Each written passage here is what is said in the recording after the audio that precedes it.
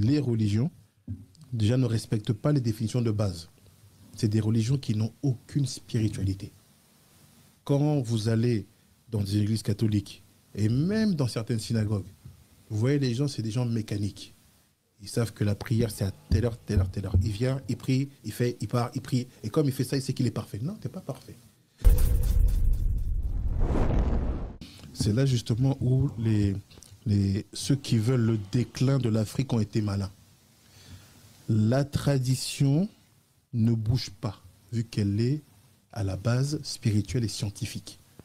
Donc, les connaissances scientifiques d'il y a 1000 ans, elles sont les mêmes qu'aujourd'hui, simplement qu'on découvre d'autres vérités. Si réellement quelqu'un veut savoir qui vous êtes, il vous demande. Si les gens ne vous demandent pas et qu'ils vous traitent de quelque chose, ne prêtez même pas attention.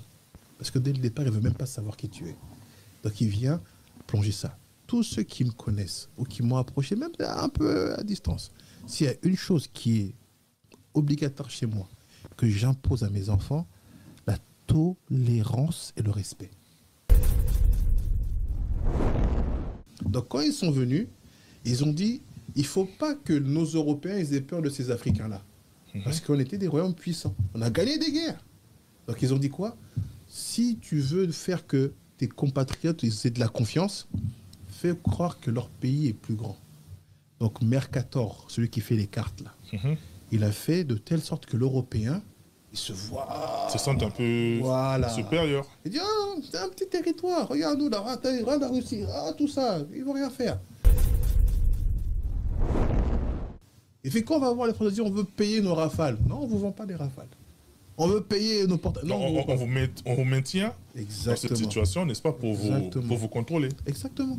C'est ça la différence. C'est que aujourd'hui, si on arrive à changer le système éducatif et si on arrive à travailler avec des gens qui nous laissent sécuriser nos frontières, dans 10 ans, c'est un autre monde.